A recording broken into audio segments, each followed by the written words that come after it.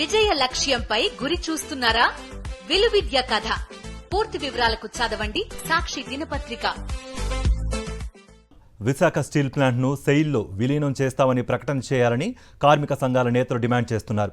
ఈ నెల 10న కేంద్ర ఉక్కు శాఖ మంత్రి కుమారస్వామి ఆధ్వర్యంలో జరిగే సమావేశానికి CM Chandrababu, deputy CM Pawan Kalyan హాజరు కావాలని కోరుతున్నారు. వారు విశాఖ స్టీల్ ప్లాంట్ను ప్రైవేటీకరణ కానివ్వమని ఎన్నికలకు ముందు హామీ ఇచ్చిన నేతలు నిలబెట్టుకోవాలని వారు అంటున్నారు. ఈ నెల 10న విశాఖ స్టీల్ ప్లాంట్ కార్మికులు చేపట్టనున్న నిరసన కార్యక్రమాలపై మరింత సమాచారం మా ప్రతినిధి నాయుడు అందిస్తారు. భారీ వర్షాలను సైతం లెక్క చేయకుండా స్టీల్ ప్లాంట్ కార్మికులు తమ ఉద్యమాన్ని కొనసాగిస్తున్నారు. ఈ నెల 10వ తేదీన విశాఖ స్టీల్ ప్లాంట్పై కేంద్ర ఉక్కు శాఖ మంత్రి సమావేశాన్ని నిర్వహిస్తున్నారు. ఈ ఉద్యమ కార్యాచరణ గురించి, అలాగే 10వ తారీఖున జరిగే సమావేశం గురించి మనతో మాట్లాడడానికి స్టీల్ ప్లాంట్ కార్మిక సంఘం నేత అయోధ్య రామన్నారు. సార్ చెప్పండి సార్, ఇంత వర్షం పడుతున్నప్పటికీ కూడా ఉద్యమాన్ని ఏమాత్రం వాయిదా వేయకుండా అదే సమయంలో కొనసాగిస్తామని చెప్తున్నారు. దీనికి తోడు 10వ తారీఖున జరిగే సమావేశం తాలూకా వివరాలు ఏంటి సార్?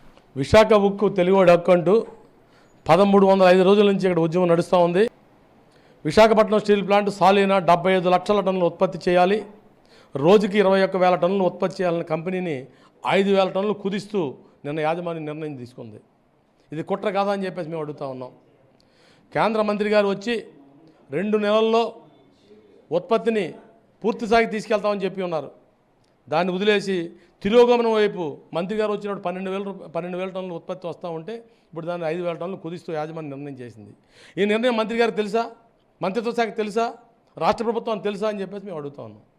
విశాఖ ఉక్కు తెలుగువాడి హక్కు అంటూ పోరాట సంచుకున్న కర్మాగారాన్ని నిట్ట నిలువునా చంపేయడం కోసం కుట్ర చేస్తూ ఉన్నారు. దీన్ని అడ్డుకోవడం కోసమే ఆంధ్ర రాష్ట్ర ప్రజలు ఉద్యమం చేస్తూ ఉన్నారు.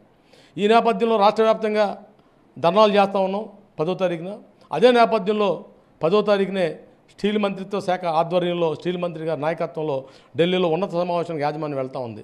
ఈ సమావేశంలో మేము డిమాండ్ చేస్తూ ఉన్నాం, విశాఖపట్నం స్టీల్ ప్లాంట్ని సెయిల్లో విలీనం చేస్తూ ప్రకటన చేయాలని చెప్పేసి. రెండోది, పూర్తి స్థాయి ఉత్పత్తి తీయడం కోసం నిర్ణయం చేయాలని చెప్పేసి. మూడోది, స్టీల్ ప్లాంట్కి కావాలంటే ముడి సరుకు ఏదైతే ఉందో ఐరన్ ఓరు, కోలు 2 ఇండియాలో సమృద్ధిగా దొరుకుతూ ఉన్నాయి. ఆ రెండింటినీ కూడా నిరాటంకంగా సరఫరా చేయాలని చెప్పేసి, అట్లాగే రైల్వే రేకులకు ఆటంకం పెట్టకుండా రైల్వే రేకులు ఇప్పించాలని చెప్పేసి రైల్వే మంత్రి గారిని కూడా కోరుతా ఉన్నాం. సొంత గనులు ఇవ్వడం కోసం కిషన్ రెడ్డి గారు తెలుగు రాష్ట్రం నుంచే మంత్రిగా ఉన్నారు, కోల్ మైన్స్ నుంచి. ఆయన కూడా మాకు మైన్స్ కేటాయించాలని చెప్పేసి మేము రిక్వెస్ట్ చేస్తా ఉన్నాం. ఈ నేపథ్యంలో చేయడం కోసం రాష్ట్ర ముఖ్యమంత్రి గారు నడుము బిగించాలా. ఇంకా సమయం లేదు. విశాఖపట్నం స్టీల్ ప్లాంట్ ఉత్పత్తి తగ్గితే మార్కెట్లో టన్నుకి 10,000 రూపాయలు బ్లాక్లో అమ్ముకుంటా ఉన్నారు. దాన్ని ఎంకరేజ్ చేద్దామా? స్టీల్ ప్లాంట్ ఎంకరేజ్ చేద్దామా? స్టీల్ ప్లాంట్ ఎంకరేజ్ చేస్తే యువతకు ఉద్యోగ అవకాశాలు వస్తాయి. ఈ విధంగా దీని మీద రేపు 10వ తారీఖు నిర్ణయం జరగాలని, ఆ నిర్ణయానికి రాష్ట్ర ముఖ్యమంత్రి గారు, ఉప ముఖ్యమంత్రి గారు కూడా నడుము బిగించాలని చెప్పేసి మేము డిమాండ్ చేస్తాం. సార్ చెప్పండి సార్, ప్రధానంగా మీ డిమాండ్ ఏంటి? రానున్న రోజుల్లో ఉద్యమాన్ని ఏ విధంగా ముందుకు తీసుకెళ్తారు? విశాఖపట్నం స్టీల్ ప్లాంట్ని అమ్మేస్తాం లేదో మూసేస్తామని చెప్పేసి కేంద్ర ప్రభుత్వం ప్రకటించినప్పటి నుంచి కూడా గత 1305 రోజుల నుంచి అవిశ్రాంతంగా పోరాటం చేస్తూ ఉన్నాం. రాష్ట్రంలో ఉన్నటువంటి ప్రజానీకం అంతం కూడా విశాఖపట్నం స్టీల్ ప్లాంట్ పోరాటానికి మద్దతున తెలియజేసింది. మొన్న ఈ జరిగినటువంటి ఎలక్షన్లో రాష్ట్ర ప్రభుత్వం, రాష్ట్రం నుంచి వచ్చినటువంటి నారా చంద్రబాబు నాయుడు గారు కానివ్వండి, పవన్ కళ్యాణ్ గారు కానివ్వండి, అందరూ కూడా విశాఖపట్నం స్టీల్ ప్లాంట్ని రక్షిస్తామని చెప్పేసి హామీ ఇచ్చారు. కానీ ఈరోజు పరిస్థితి చూస్తే దానికి భిన్నంగా కనిపిస్తూ ఉంది. రోజుకి 5,000 టన్నులు ఉత్పత్తి చేయడం ద్వారా విశాఖపట్నం స్టీల్ ప్లాంట్ ఏ విధంగా ముందుకు తీసుకెళ్తారని చెప్పేసి మేము అడుగుతూ ఉన్నాం. రాష్ట్రం నుంచి సహాయ మంత్రిగా ఉన్నారు శ్రీనివాస్ వర్మ గారు.